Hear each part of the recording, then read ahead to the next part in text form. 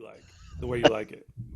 So like a musical placebo, basically, type Yes, thing. a Yeah. musical. That should be my next band. Musical placebos. All right. Well, so Liam, you weren't here last week. Neither Stephen, you weren't here. We kind of Apologies. went Yep. a little bit more through Over the Rainbow, which we can look at a little bit, recap. We started with a Q&A, which seemed to really help because there were some questions about, and then we also went through, I just posted it late last night, the class we did last week.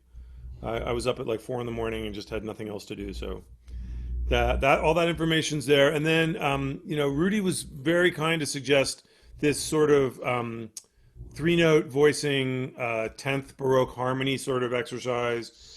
I don't know how far anybody was able to get with it, but we can try and take a look at that towards the end, if that's good with everybody. Yep. So why don't we Good idea. do? Because also I've been looking at the videos, and I don't want to feel like you guys to feel like um, I'm Ted or something. I'm with you. We're all in this like together, right? I'm not qualified to be Ted. So I'm qualified to talk about what I know and what I can do. But we're all kind of exploring together, okay? So don't feel like you guys can't we can't contribute to each other because a lot of the stuff that brought you guys, that David and Rudy brought up last week were really useful for us to talk about, like exploring how to do this stuff. Okay? Okay. Yep. So Okay. Q&A. I'm I here. got a question for Rudy. Yes, sir. What? Well, first of all, I've been listening to Baroque music all week on Spotify, so give me some good recommendations. But hey, what made you think of this? What made you gravitate towards these tenets, this page? To And be sorry, this is the first time I've looked at it. I haven't even messed with this at all. But what made you gravitate towards this? to be entirely honest, the website is a little bit overbearing sometimes, so I just randomly click on things until I Yeah. find something I like. And this reminded me a little bit of the blues exercise we were doing. Obviously, not in terms of the style, but just in terms of controlling a few voices moving by stepwise motion.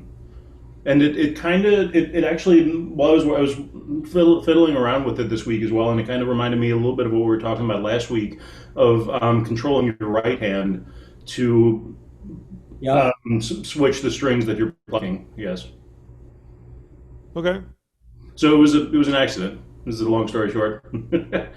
I think it's a good choice for just Happy little accident, right? Yeah. but I think it's a great choice.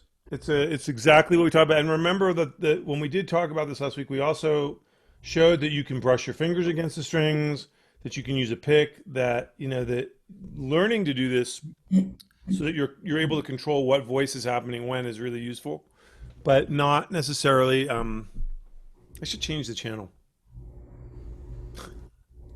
I love this stuff. I just love this stuff. Let me get rid of this stuff.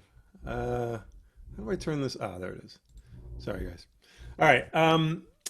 Yeah, it's all about like learning to control how your hands are interfacing with what the materials are, right? And I actually had an interesting meeting yesterday with a friend of mine who's developing a new kind of approach to chord work, which I really like. And one of the feedbacks that I gave him is that some of the ways that people approach teaching chords lock people into a way of doing it, right? It's this fingering or this way of doing it. And I said, relax that and let people find their way to do it because everybody's going to find a different, like a lot of guys do thumb over the top for bass notes. You watch Matheny play and, a lot of the work that he does, the way he holds the guitar, it's thumb over the top of the guitar for low register notes.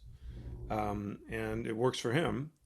And, the way he holds a pick is very bizarre. There's a young guitar player I've been following lately, Joshua Meter, who's insane guitar player. This guy out of Australia, he's transcribing Michael Brecker solos and playing them on guitar, and it's just he's insane. He's a very talented young musician. He's going to go very far, and he holds the pick like I don't know if you can see it like this kind of, and it's just odd, but it's everybody's mechanics are different. So this is a good piece to start with, just to get finger displacement and things like that. Um, yeah, I thought it was a great choice, and I also didn't practice it very much. You can see so you can see actually how I'm gonna. I looked at it, I played through it once or twice, but I didn't practice it because my hands have to get used to it as well.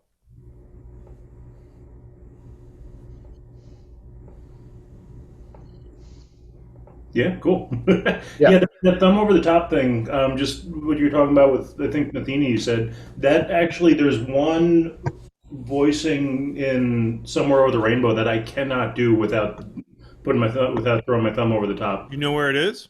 Yeah. Um, Yeah, where's that one? I want to see. I'm looking for it. Top of page 3. So that E major chord there, the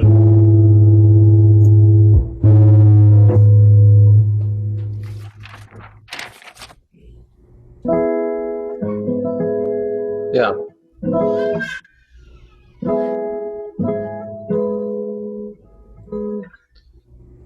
Okay. Let's see if we can make that happen.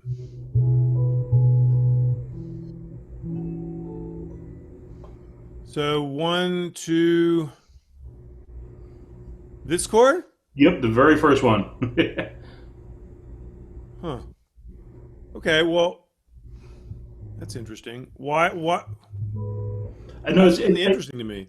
I So guess I can do it that way, but the motion is a lot more awkward to get to that next step there. what Have you about just tried it? barring it? I hadn't tried barring it. That's a good idea. Yeah. Yeah. Yeah. It's. I think this is the way it's supposed to be voiced. Is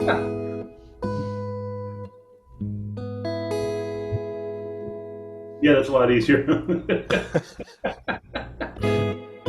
no. It's actually a really good thing that you showed this up because it's like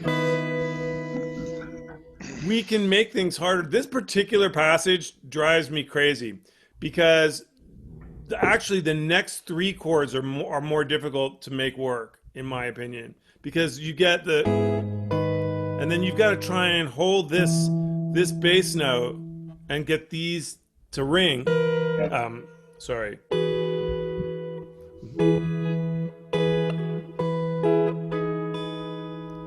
Right? So you've got, my hands are just not happening. I actually would bail on this note if my hand was hurting, and I just go, right? Because I don't feel like I need to.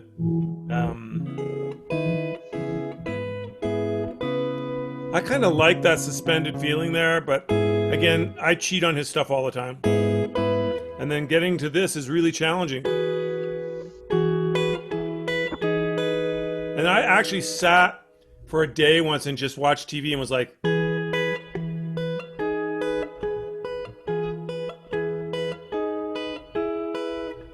and the trick for that one is you'll end up losing that low E a lot.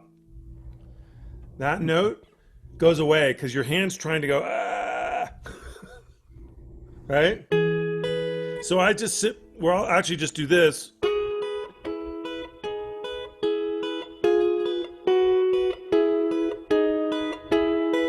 And then I'll get that stable.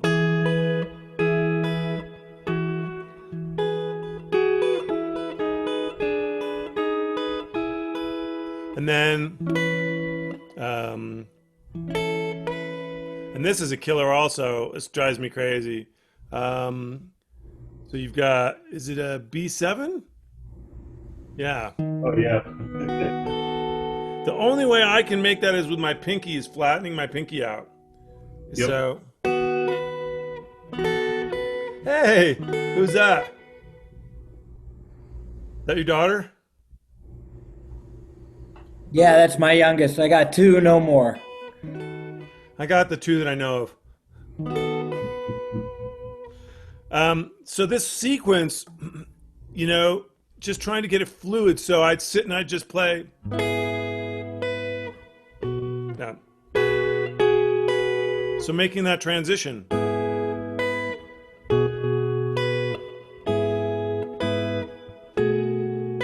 So I keep going for something.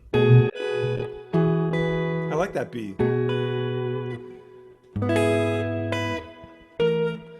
See, so it's everybody has the same issues, right? We talked about this last week, and being able to work your hands. Let me back up a little bit, so that I've got.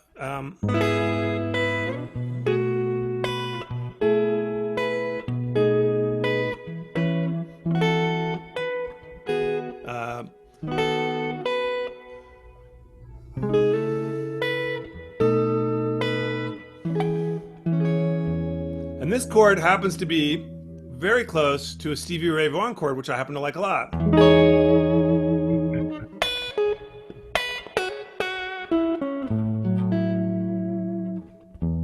Lenny.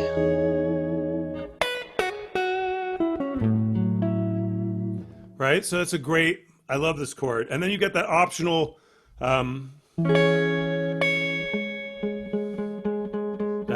G sharp in that voicing. So, David, you want to try this section? Or Liam? Oh Anybody want to God, try it? I haven't. I didn't want to get too far behind, so I kind of left somewhere over the rainbow on the shelf. Though I think it would be so eye glazing for everybody.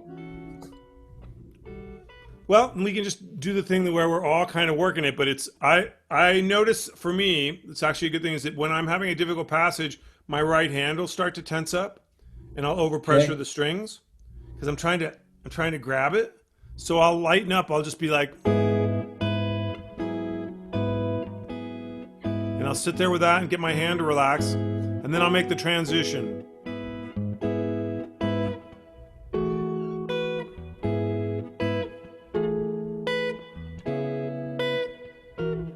And there's something about this particular chord that my hand just, I mean, I could do it like this, where I spread it out, and my pinky doesn't like that transition. I don't know why. So I would just sit and do that for a long time until my hand gets comfortable, right? And then I'd move to the next one, but the next one's really easy. And then this one.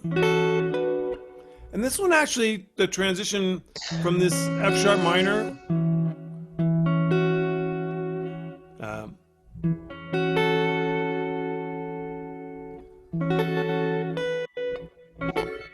you're just sliding these fingers a little bit, right? It's not that big a transition. And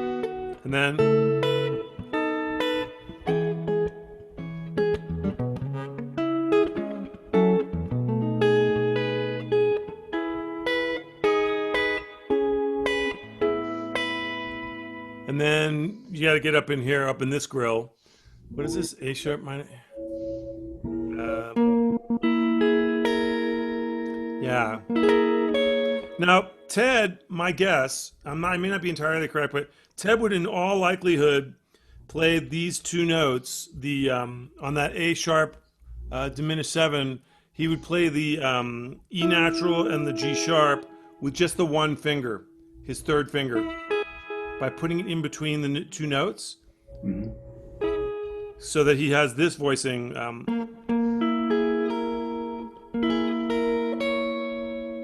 It's a little easier to grab,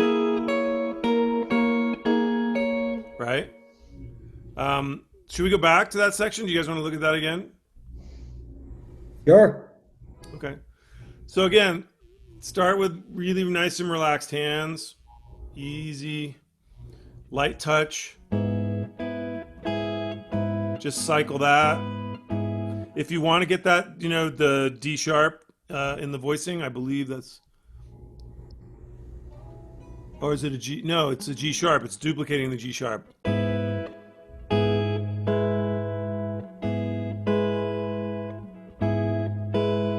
So just feeling what that sounds like. And that's actually another good finger grabbing exercise. Liam, do you know that one? Can you see the chart or? I'm looking at it. So yeah, I'm flicking between the chart on and the video of you guys. Yeah. Okay. And then my hands relaxed, but I've got the notes ringing. And then getting to this switch. So it's kind of, you could, if your hands weren't making this, you could just go.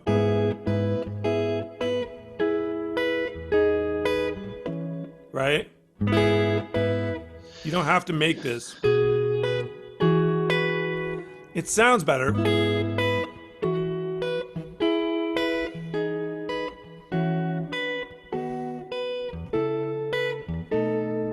And obviously, he's hammering that. The more you can make that B ring, like we talked about last week about trying to make the whole things ring as much as possible. So then the next step I would try and do is I would go.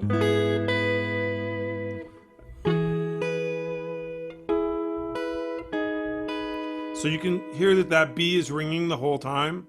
So once I grab this chord, that particular sound,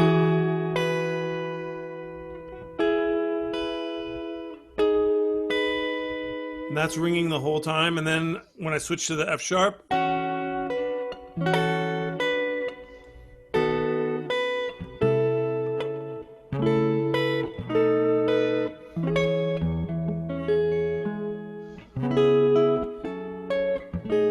and then this actual line, if we're going to do it properly, is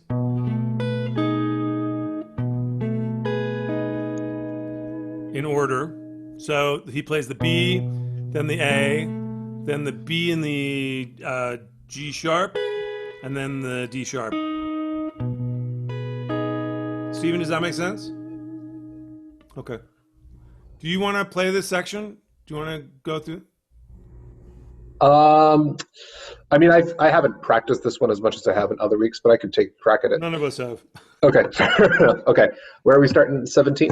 Top, yeah. Top of page 3. Yeah, I'll go slowly, which I think I can manage. Let me.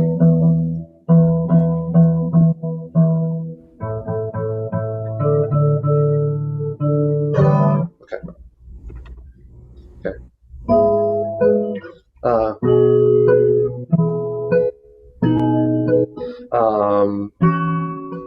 Yeah, how about, and then this guy. No, this guy.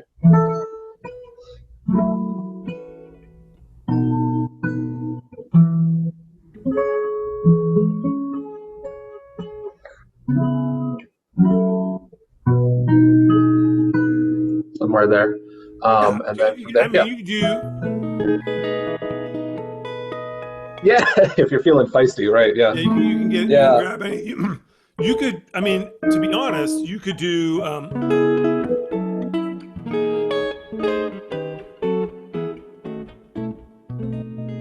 And just 2/5 forever, right? Yeah, yeah, yeah. Right. Yeah, yeah. So you could literally.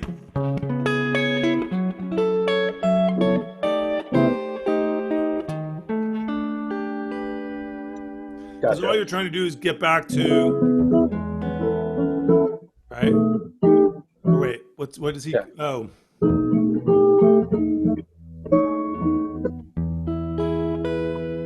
Right. Yeah, you're trying to get back to that E.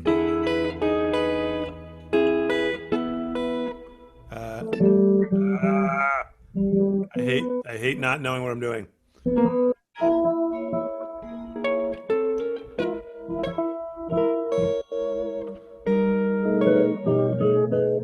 Okay. Yeah. Let's see. So, but as long as we get back to that B, or rather the G and the melody voice at the end of our fill, as long as we can get to that. You could do anything, you know.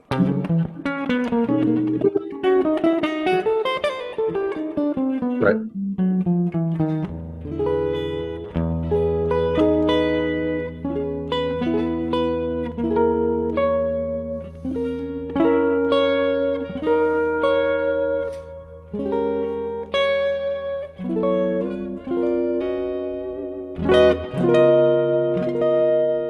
Oh yeah. Right? Okay. Yeah. And you know, again, keeping in mind, we're trying to play the melody, right? Right. So as long as you've got some sense of connecting those phrases to each other, I think you'll be okay. Okay. And, Yeah. And I think the and fingering, practicing this over and over and over until yeah, your hands relax. measure 18 is I think where some of the goofiness is for me, for sure. So measure 18 in particular. Yeah. That first B7 throws me every time. Yeah. Which one, bud? The second chord in measure 18, Yeah. it's just B7, but it's just a very unusual fingering for me. I can get it. Yeah, Just- it's like the first inversion drop 2 chords in those Yeah. middles. If you're familiar with that chord, Yeah. where you've got like that sort of weird distance between like either the second. I think this one is the weird third and fourth. Yeah. Weird. but like you don't ever do. And it's like, yeah. It's not one you reach for very often. Yeah. You know, there's a way to do this, and I remember because now I'm remembering learning it. So look at that F sharp chord, right?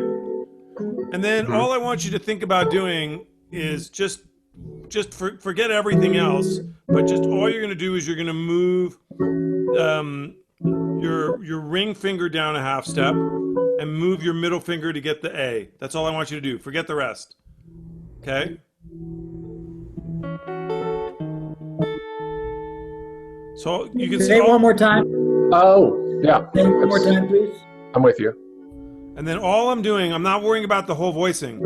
All I want you to do is just slide your hand so that your ring finger moves down a half step and your middle finger goes to the A. Yeah. Keeping that pinky as a guide finger. Yeah, you're not letting go of your pinky. That's good.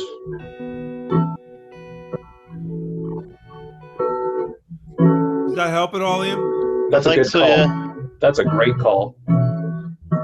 Because, again, sometimes the movements, generally Ted's movements are fairly logical. I mean, they can be challenging, but that particular voicing,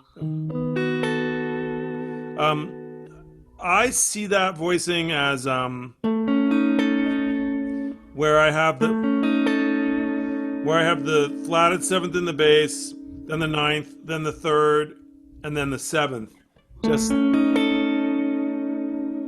right? That's how I see that voicing. He's just putting the third in it, so it becomes a little bit more, and moving the fifth. I mean, I reference these things to different positions that my hand can do, but just so you know,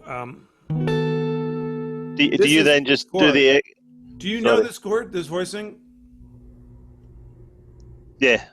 Right. So if you're playing B7. Let's do it in an easier key. So in G,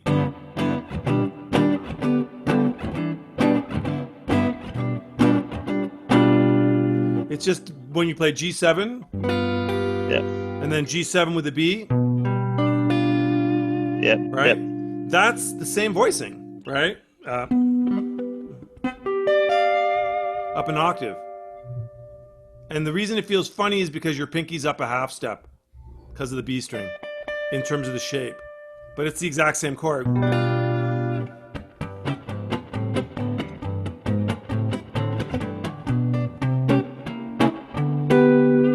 Right? It's very common. It's very common in like the Charlie Christian comping style, you know.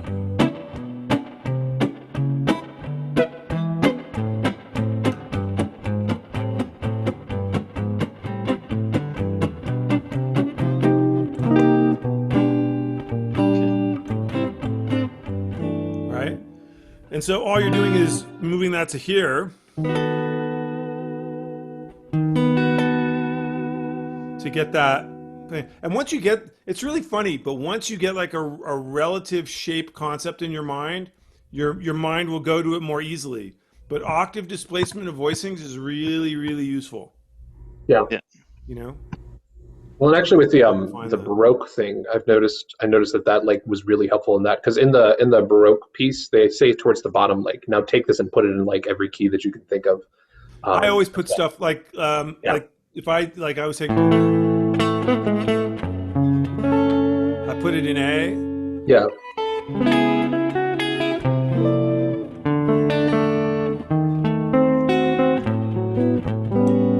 Yeah. And I make it my own. So I listen for the change and then I do it. Now I could take Ted's arrangement and move it, but some of the shapes are really challenging physically. Mm-hmm. If you were to move this arrangement, the reason he chose this key is he wanted all those open strings. Right. Right. Right. But I don't stick generally with one key. I try not to. I mean, I get lost as much as anybody, but I definitely try and move keys around. And I think that that's helpful because it kind of makes you think about these chords less as kind of just grips that you're learning for this particular song, and more in kind of like the context that you're talking about, where it's like, it's not just this goofy, weird chord that feels like it's out of nowhere. It's like I love this chord actually for like that third inversion 7 chord. Yeah. If if I were playing,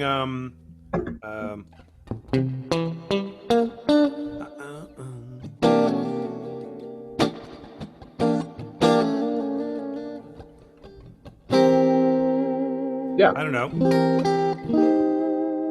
just as a lead chord into that, or if I were playing a,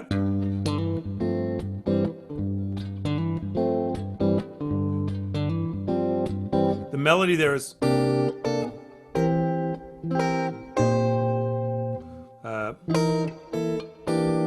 So you can get like that. When I need a flat 7 in a high register, it's a great voicing. And again, that's another thing, Liam. Once you find a place where you can use it, then it becomes a normal part of your vocabulary.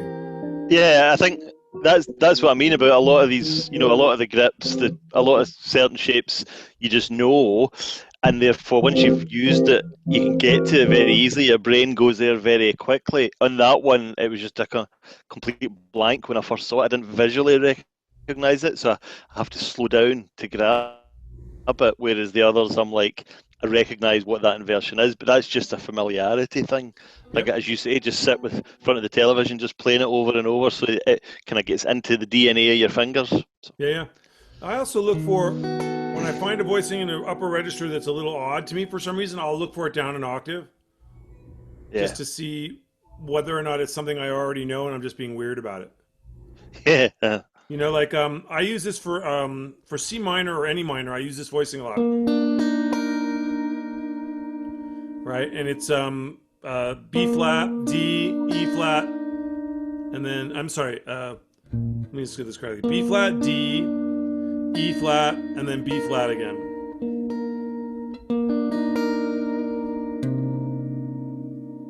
All right, but if you look for that, like, so if I look for, so B flat, D flat. See, I gotta work this one out now.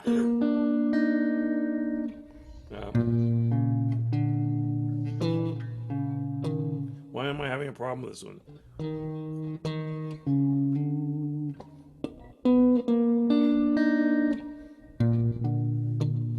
It gets a little weird there, right? is that C minor 9? But it has a great sound, Yeah, right? yeah, So I'm playing B flat, D, E flat, and then B flat,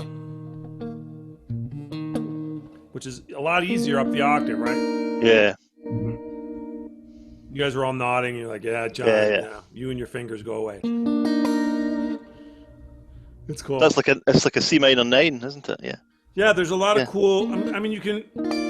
One of the things that I also like to do is I'll take a voicing if I like it, and then I'll look for the next available note in the scale.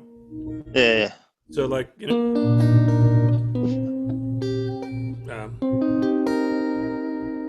that would be.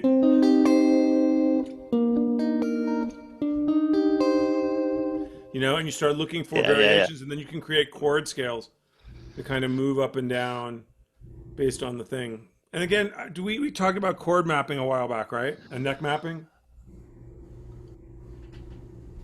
Taking like a blank diagram of the neck Yep. and writing out all the notes in a particular chord that you like. So like C minor 9 would be C flat, G, B flat, and D. And seeing where all of those notes are on the guitar, and then start finding really cool voicings of ways of combining those notes and ways that you wouldn't expect.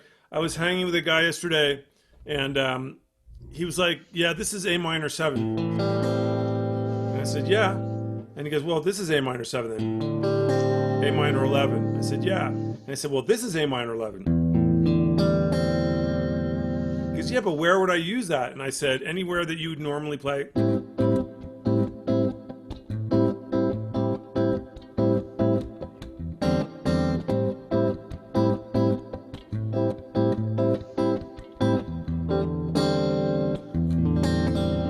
Right?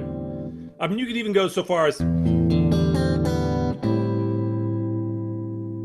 And that's just the open strings.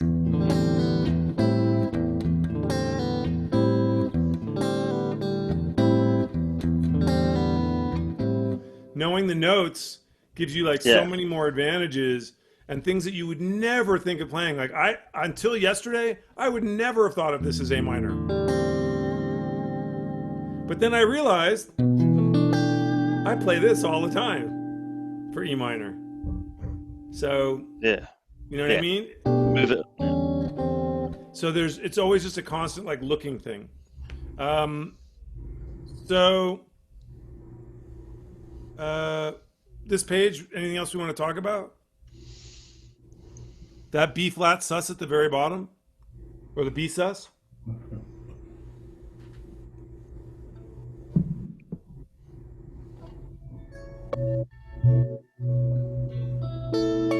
Because I mean that would just a bar, right? So like that B. That's how I would do it. Yeah.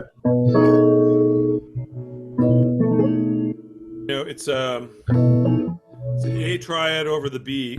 Yeah.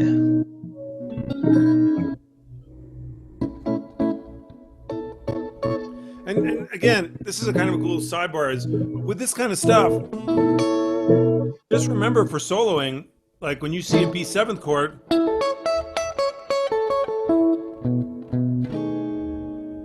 right? You have all that. Yes, sir.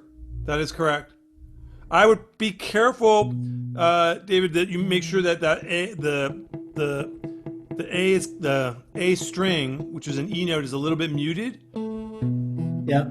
So you're only getting those notes, or you're doing the grab with your right hand, or I don't know if you can see it, but I'm slightly arched in this finger so that I've got these two notes, but I'm muting that, slightly muting the E natural that's on the 7th fret. I'm not pushing down on all three. I'm actually, so that it's less volume or less present. I'm not trying to play that in the chord if I'm not grabbing it. Okay. A chord like this doesn't faze me too much. Something that I struggle with are anywhere I need to use a double stop. I cannot really do a double stop. Say to me, show me what the problem is.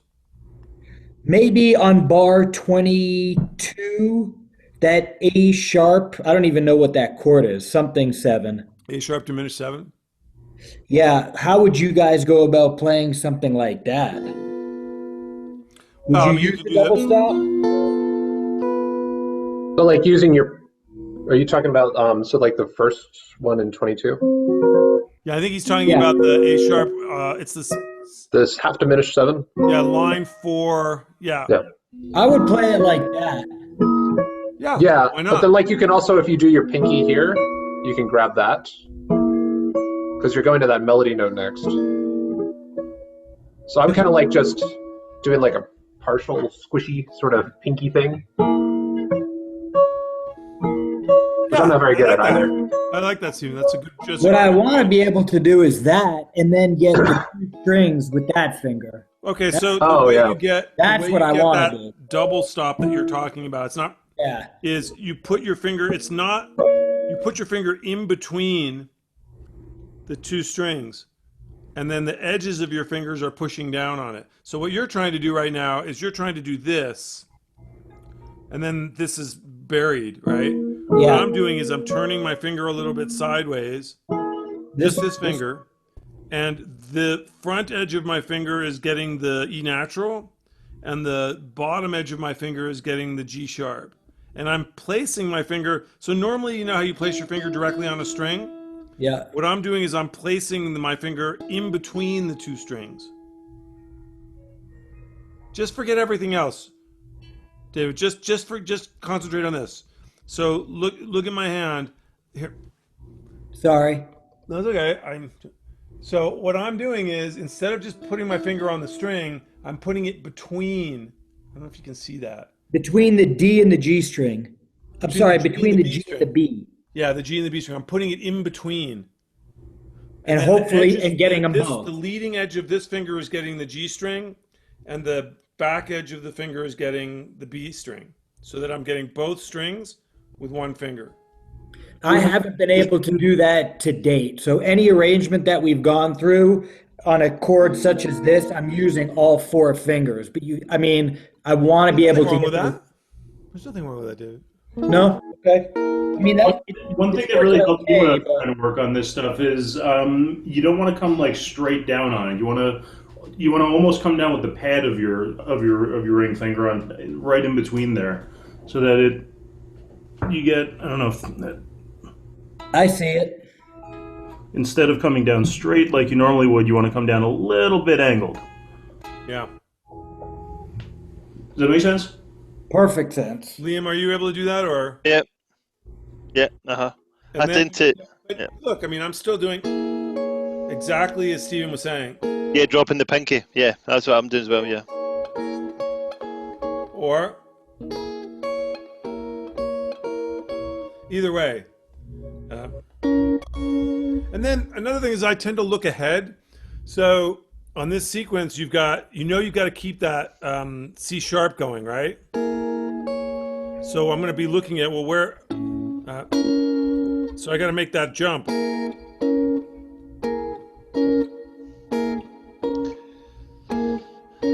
Repetitively until I'm comfortable. It's funny, I saw a video the other day.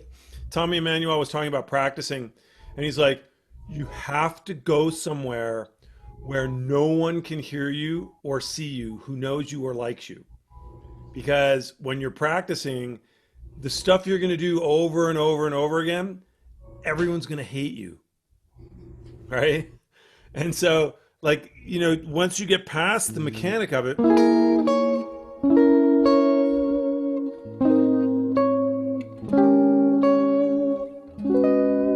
and you get to the music of it, then you can play it in front of people.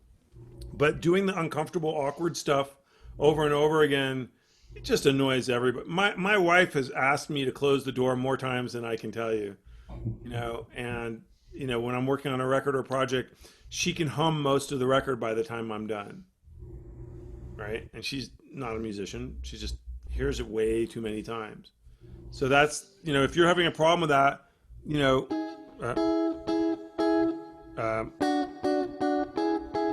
if you try and do it with a flat finger, it's much harder. You really want to have some arch in the finger. Like normally you'd play,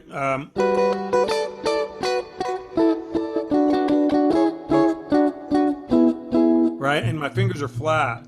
But in this case, I want my finger arched up.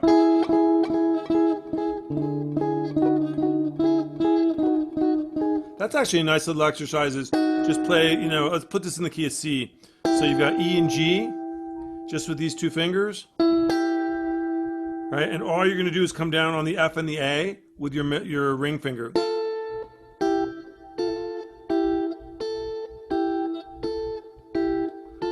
And you want to try and get it so that F and A ring out at the same volume.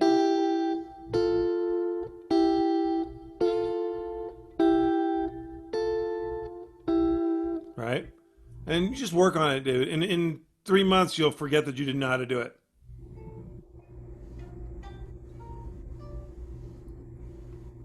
You're muted. Done. Yeah, I think, and I think I heard Ted say somewhere, and I mean, it's just like the double stops. Yeah, you can do it with kind of a classical, with maybe four fingers. But hell, if I could get two strings with one finger, that's what I want to practice.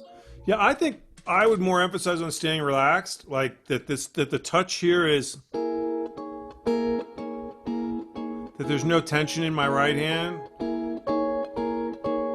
and that at a certain point that there's no tension in my left hand. I mean, there is a certain muscular awareness that you're going to have to bring to it, right? Which comes back to this chord, by the way, Rudy. Right? Which one's that? It's the same. Well, I think it's the same one that Liam was having some difficulty with. Right? It's the same chord. When you were kids, when you guys first started playing, and the first chord I learned was this, right? Right? Did you guys do that? And the magic for me was when I learned, like, and I would sit for hours and I would, do just that and make my parents insane. I think I was like 8 or 9. Well, do the same with cool chords.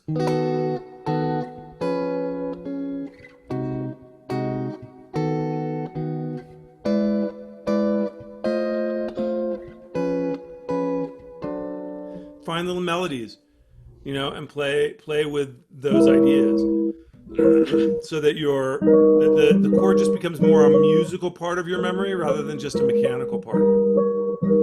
Because I mean, I have this really strong visceral memory of just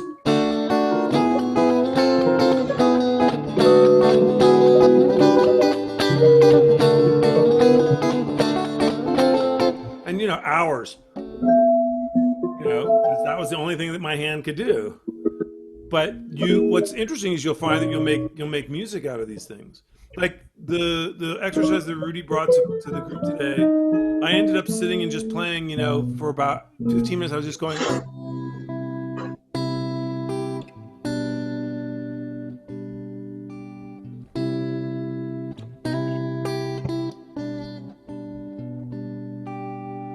just for that sound in my head.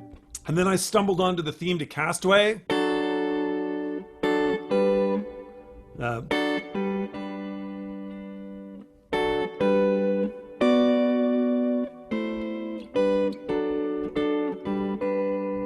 there's that one little motif in Castaway where every time he's like lonely or sad, you know,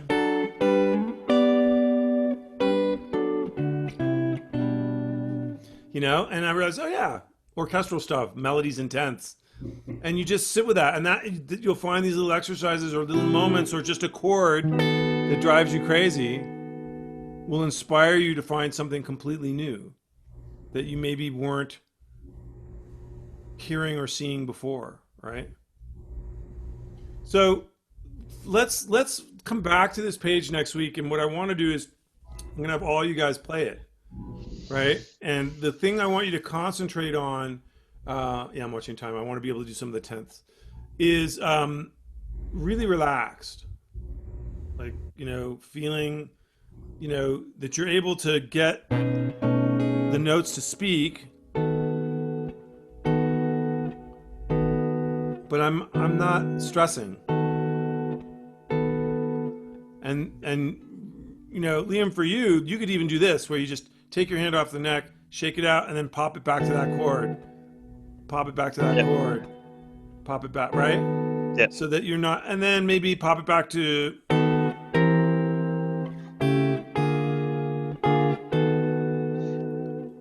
Yeah. What I've realised is that it's like the caged thing. I know this is maybe not the right way to think of that for me, but you're mentioning about being able to move, the cage system. That's playing D up there is like G. The one thing I never really do that with is G, because it's quite hard. So that's obviously B. It's like the G shape, as though you've got a capo in there, and Yeah. it's a variant of that really, because if you don't have the B in the bass, you've got the third, and you're then using your ring finger, index finger to do the seventh. So it's a visual way to hook it in. Once I do that, I'm more comfortable with it when so anything that's roundabout, and like these shapes that are round about the C or the D or the A, I know roughly what they are using caged.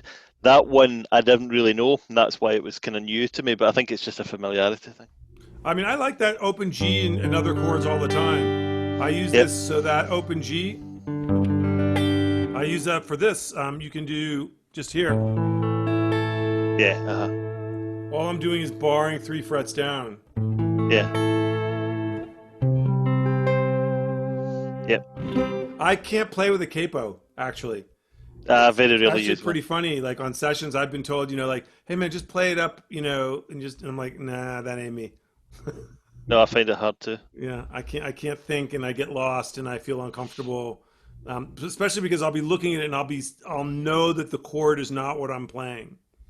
Like if I have a capo here and I'm playing, this, and it's supposed to be a G, because the chord chart is G. I'll be like, no, man, that's C. So, I think again, Liam, you're going to find your way as a practice through all of this stuff. And my goal generally is to just find different ways to get across in a tune. Yep. Right. Yep. There's a tune I've been looking at called Estate. It's a Brazilian tune, and the melody is a.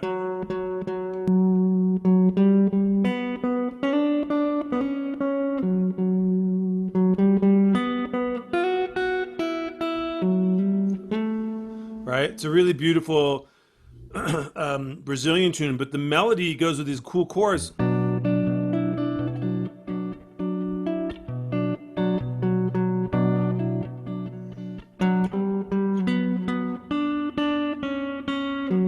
So the melody for me would be.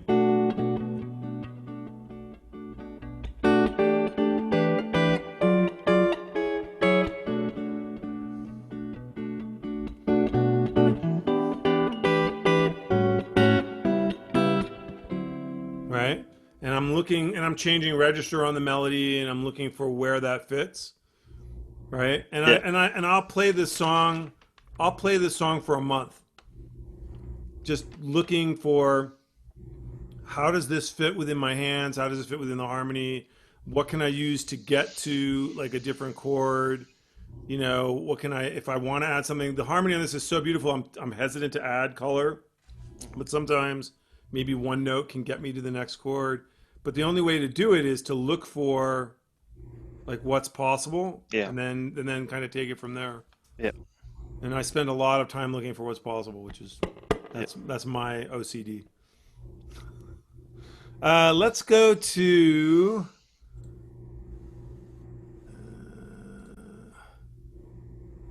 I don't understand why sometimes I can see you guys when I do this, and then sometimes I can't. I don't get it. Ah, there you are.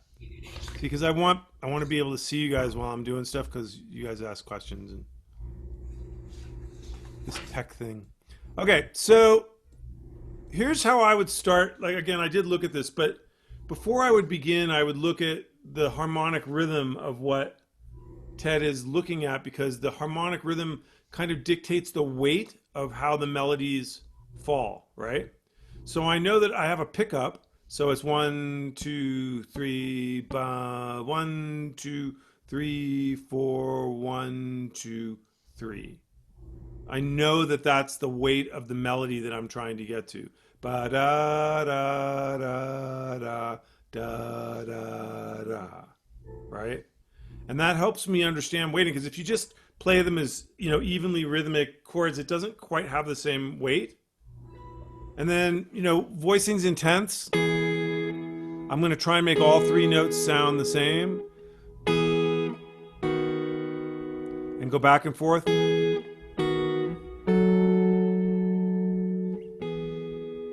So.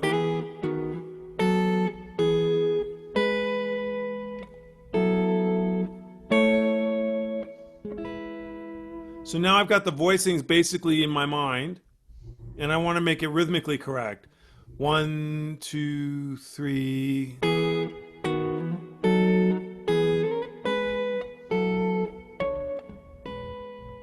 Right? I made a little mistake on that A.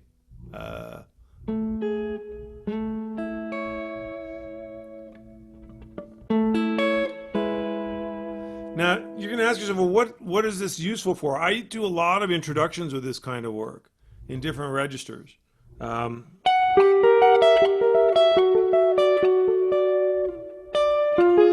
um,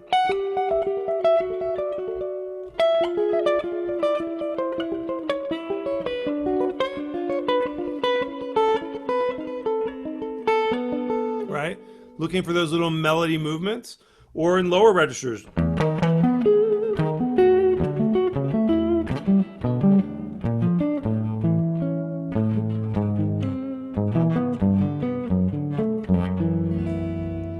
And you can find all these little movements in tenths that are really pretty, right?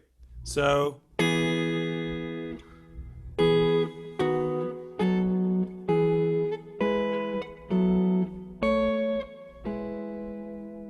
And then I'd probably start by arpeggiating them. So I'd be like.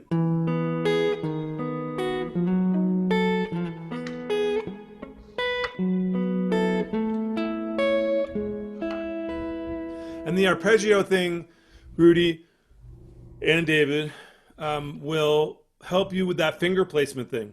Mm-hmm. Like, how do you find which fingers make what work? Like, I don't have a system.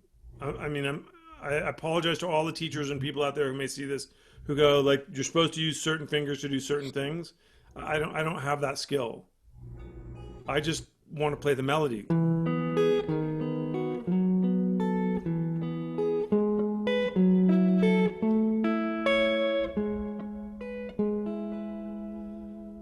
right. So whatever this guy needs to do to make that happen is what I'll do. So does everybody know this one, or does somebody want to just take a shot at it just to see what it feels like? Actually, I wanted to throw into the mix that like the Blackbird picking pattern really works well with this because Blackbird from the Beatles functionally works the same way. So like it's intense, and so this works really well when you apply this to this one because I think like a lot of like Lacrima from Tarrega does the same sort of thing. That's awesome. What is the second note? Is it the second note is the middle voice or? So like the second, yeah. So you're doing like kind of like 1 and 2 and 2 and 3 and 4 and 1 and 2 and 3 and 4 and that's that awesome. Sort of thing. And you're Yeah. you're sticking with that. And the cool, yeah, from like the And that fingering beat is in perspective. there. Yeah, and so from like the fingering perspective, it's really easy because you just do middle. Either you do thumb and middle or thumb and ring, and then you put That's the awesome. index on everything. Yeah, and so just like whatever the inner voice is, That's really nice. you can Thank change you. that. Yeah, and so like the cool thing is like you just kind of change from there. And I think there's a classical piece that does something similar to this called Lagrima. I don't know if I know it off the top of my head because it's been years since I've played it, but there is a classical piece if you look it up by Tarrega called Lagrima that does the same sort of thing. And I just, whenever I see that sort of thing on the page, I think of it as like the Blackbird picking pattern. In the same way that you think of things like Travis picking or whatever, I just think like the Blackbird picking whenever you have like that sort of thing, you can apply this to this super easy. God, I haven't played that song in 30 years. Yeah. Well, it's one of those things that like for whatever reason, like you know how like songs will kind of stick. It's like this is that, you know, like for me, Landslide. Whenever I think of that sort of chordal movement that you run into in like a million folk tunes, Yeah. I think of that as like the Landslide thing or whatever. Very cool. Yeah, Thank and you for so sharing. I have that with a Pat Metheny tune.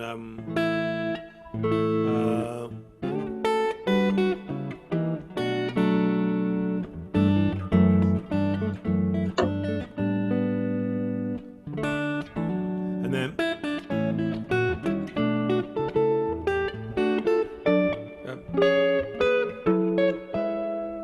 I have that in my head since I was like, I don't know, in my 20s, whenever I Right. heard it. But, you know, getting that one motion.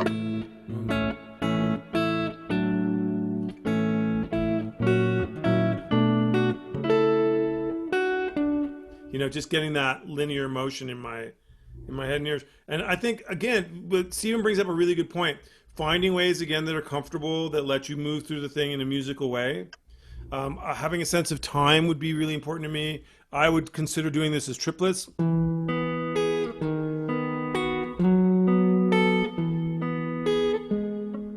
Oops.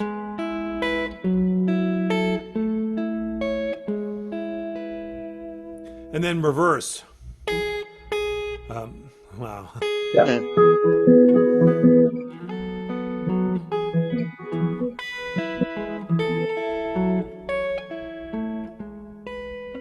Right. And actually, now that we're getting a little kooky, it almost sounds like kind of like a theme and variation sort of thing. So like maybe even if you wanted to do something like tremolo.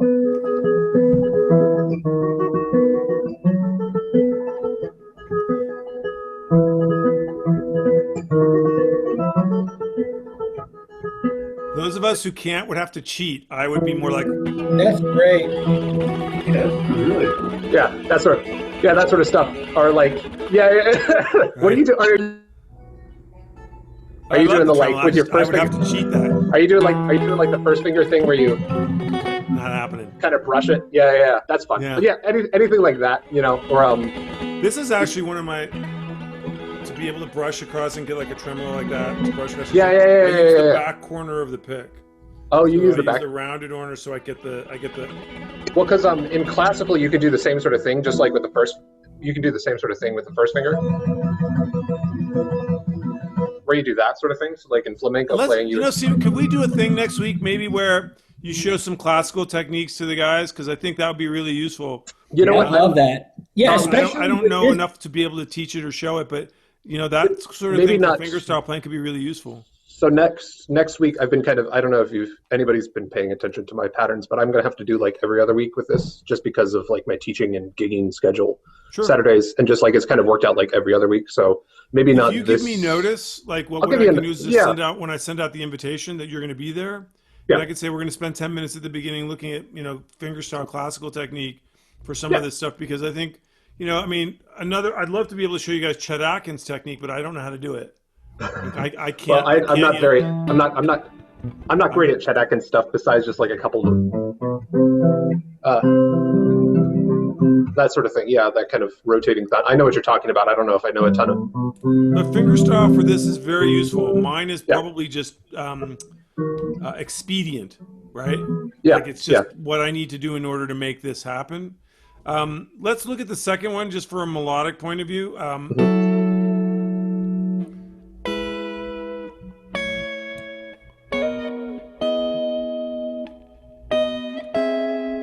Wait. So that's.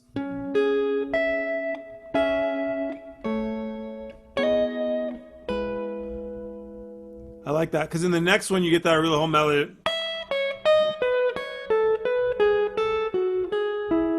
So he's looking at soprano voice leading on this to try and get to it. So the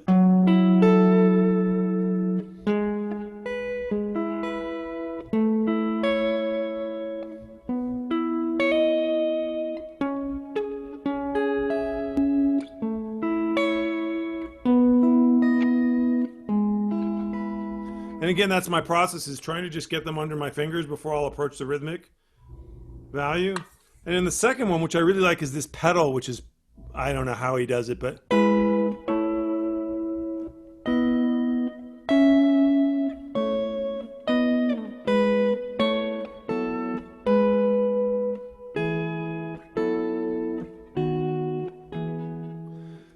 And if you're really doing that exercise 3 correctly, that note all the way through bar, all the way through that top line, the pickup and then those 2 bars, this note never stops ringing. You don't reinitiate it. And I don't know how to do that. I can't tell you how to do that. I can say that I can sit here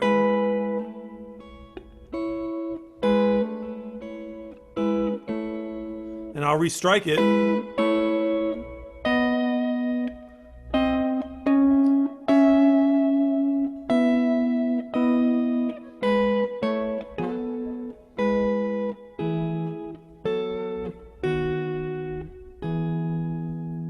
And I'll try and hold that note as long as I can.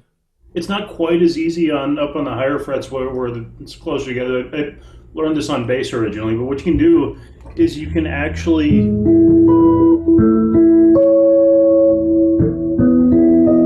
switch your finger on the fret without letting go. You be young and take the pain, and I'll be old and be grumpy. Can you show that again? Is there any way that we can make him bigger so that I can see that? Yeah, awesome. Let me switch back. Yeah. Let me switch back to the other. Hold on.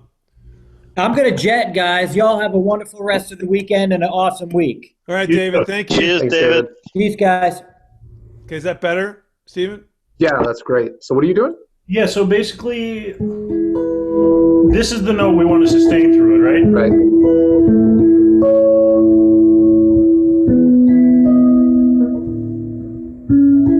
It's a little bit cumbersome to show it up close like this, but basically what I'm doing... Oh, you sneaky son of a gun. That's great. Yeah, you're right. Yeah. Now I got to practice that. Thanks, Rudy. Thanks a lot, man. Appreciate that a lot. No, that really comes in handy, for me at least, it really comes in handy when I'm playing bass, but it's not quite as straightforward for something like this, but I think it could work. That's a really... That's so cool. So just for us for next week, let's all make it through the end of the document. I mean, I'd like to be able to go through the keys. So he's in what? He's in. It looks like he's in G, and then in E flat, and then in D, and he's also shifting register. So as he's moving down into the sharp keys, he's also lowering the register of the same type of voicings, right? So, it's actually a really interesting technique. Is in the key of E, nice bright, five sharp key. You've got like these high register voicings. Then he moves down to D, it looks like, and he's moving to middle register and still high, but middle register. And then he moves to E flat and he's staying middle register, heading down low. And then when he gets down into D again, it looks like he's, really low register, dropping down into that low C at the very end. So, it's a good way of hearing how voicings based on tenths change energetically. Like there's a color change when you're in different registers. Eric Johnson uses this stuff a lot, like in his soloing and in his playing. It's these kinds of chords. It's not just he's playing like 159 and then he'll play 153 and he's breaking up the interval, but with that distorted sound and holding those notes, it has that really cool sound, and you can make very cool melodies over static chord progressions or moving chord progressions. And again, it's trying to find new ways to apply this to your own playing.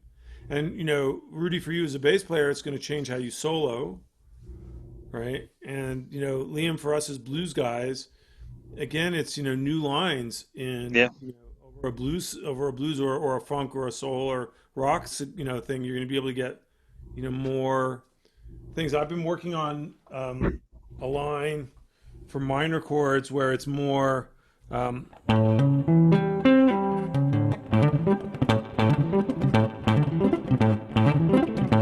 where I'm able to play that kind of line, but the whole sequence. It sounds better with distortion.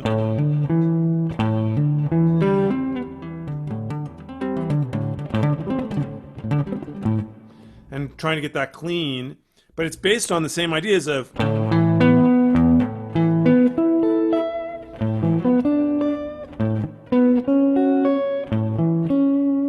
I started there.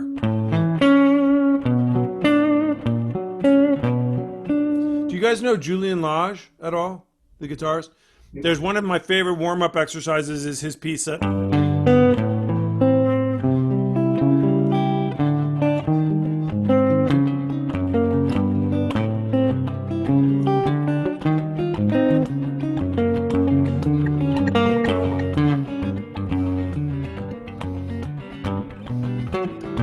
and that's really getting like stupid lines.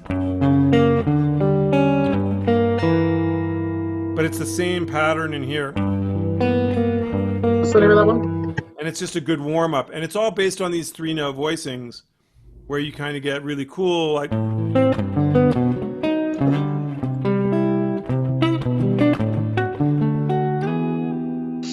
What's the name of that chart? The practice routine, isn't it? Sorry, Liam. Stephen's asking the name of it, but it's not a track. It's his Etude number 1. It's quite long. It starts off. I'm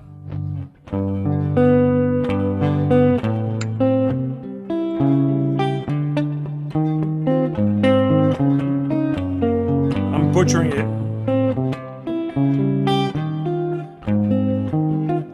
it because I haven't played it in a while. But it's just a good little warm up. But I used to use that for a warm up for getting my picking across strings. That was, I think, why he invented it. So he's doing the same. 1, 2, 3. And are you using all downstrokes intentionally? And I'm butchering it. So right. But if you're hearing this somewhere, yeah. I'm really sorry. And you're intentionally using all downstrokes? No, it's not all downstrokes. That's the cool part. So it's alternate. It's one. It's down, down, up. Oh, because he's doing so he rakes across he economies the first two. Yeah, but it's always down, down, up. That's the cool part.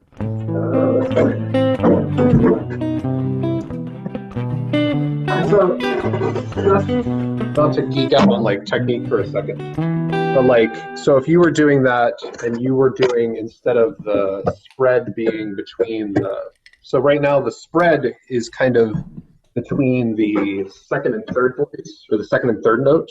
If you were doing it the opposite, so if you had, instead of like where you have like E, A, G, right? If you had it and instead you wanted to do something like this. Yeah, I don't think it matters. I think he wanted to find a way of efficiently getting through a sequence. I don't think it's consistent 100%.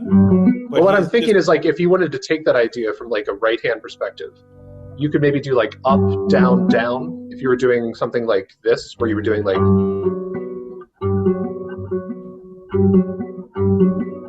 to kind of expand the idea, because what he's doing is he's being economic with the adjacent strings. he's down, down, up. Well, what I'm saying is that like if you're doing down, down, up, the reason why he's doing down, down, up is because he has the adjacent strings, and so he's pulling through the adjacent strings and then doing that. So what I'm saying is that like if you had it where instead of having something, a note on the E and A string, you had something like on the E and D string, which you see a lot with this Baroque stuff anyway, where like you're moving the inner voice to one of the adjacent strings. Would be maybe if you did something like up, down, down. Yeah, I think that's totally possible. I don't like that. I'd have to particularly be get into patterns. right. I mean, in this particular compositional piece, when he gives the instruction, you know, there are places where there are non-adjacent string intervals, and you're still doing the same pattern. Yeah. And I think that was just for him. His etudes all have some sort of reasoning about what he's trying to work out. Obviously, it's musical and getting through it. He plays this at a ridiculous tempo, and it's a very again, I'm butchering it because I haven't played it in a while. But for me, it was like his idea is, you know, I don't know if you know the story about Julian, but his hands were injured at one point. No? His left hand specifically was very badly injured from playing too much and for too long. Mhm. And he had to find a way to reinvent the way he played based on relaxation and a different way of approaching the instrument so that he wasn't injured. And so he came up with, I believe the story is he came up with a series of etudes to help himself sort of imagine how he plays in terms of technique. So I think that's very valid to look for different ways of approaching how the pick is, you know, exciting the string, you know, and if you can find, you know, or any, I don't particularly get into picking patterns, so I don't teach that way or think that way. I think whatever, like I've been mostly recently playing with a style of playing which is based on gypsy playing, where it's a floating hand and almost a rest stroke. Right. Yeah. That I'm.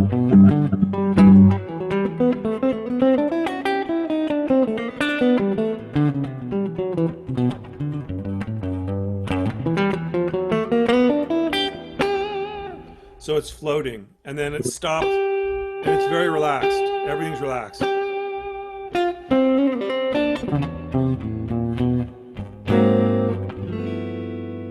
Right? And I'm not thinking about what direction I'm going. I'm thinking of just how do I stay relaxed and within that floating style. I've been using this lately to mute open vibrating strings, so I don't have to mute as much with my right hand, which I've been finding very useful. That's something, you know, especially you know, if I'm playing with quite a bit of distortion, having a tool that lets this, you know, I'm not worrying about open strings as much, and being able to play lines where I'm not worrying about, you know, strings vibrating if I'm not clamping down to get to it. There's, you know, and there's a lot of techniques like, you know, muting for playing where you're playing.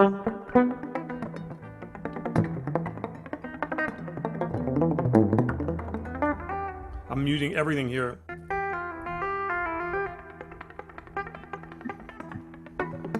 Just to get your hands moving. I don't like it. I like to have a very loose.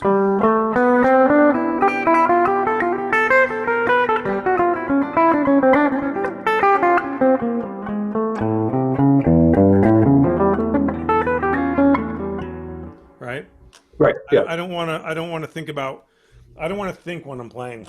In fact, my whole goal, because I don't drink anymore, is to not think when I'm playing. Right. You know, I don't really.